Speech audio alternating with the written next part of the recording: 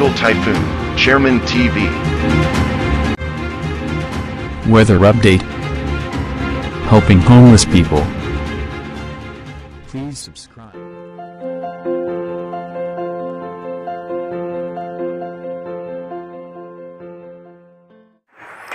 Magandang umaga po. Ito po ang latest update natin ng ngayong araw, January 16, 2025. Patuloy nga pong umiiral sa ating bansa yung northeast monsoon at itong shear line. At meron nga po tayong easterlies na nakaka-apekto naman sa parte po yan ng Mindanao. Yung northeast monsoon o yung amihan, asahan nga po natin yan sa parte ng Northern Luzon, extreme Northern Luzon, including Metro Manila ay makakaranas nga po ng malamig na simoy ng hangin. Habang ang parte naman ng Bicol Region, Aurora, Mindoro Provinces, Eastern Visayas ay makakaranas nga po ng mga biglaang pagbuhos ng pagulan dahil naman po yan sa shear line.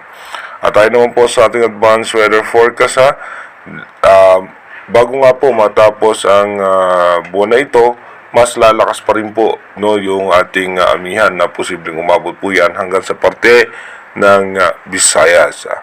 Dito nga po sa ating rain map animation, expected nga po natin mamayang alas 12 ng tanghali, mataas ang tsansa ng pagulan sa may eastern Visayas, sa may eastern section ng Bicol Region at northern Luzon.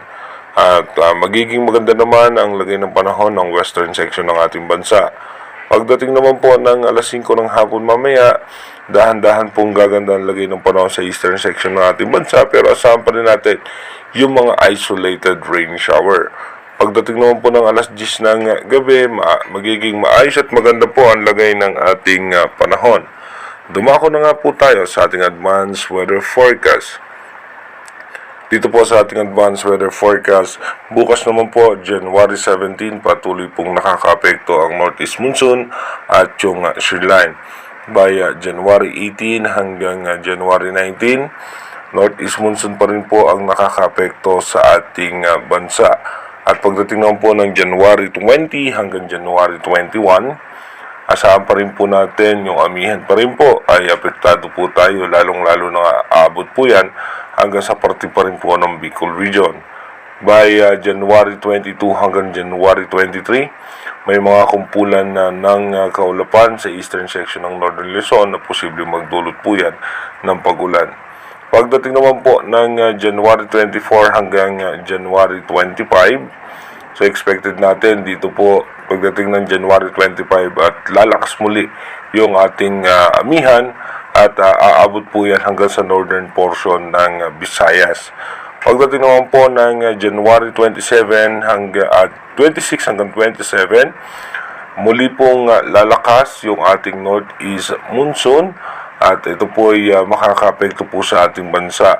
Asahan pa rin po natin yung mga biglaang pagbuhos ng pagulan at magkakaroon nga po tayo ng low pressure area sa labas ng ating Philippine Area of Responsibility at magkakaroon tayo ng ITCZ o yung Intertropical Convergence Zone na makaka-apekto naman sa parte po ng Mindanao.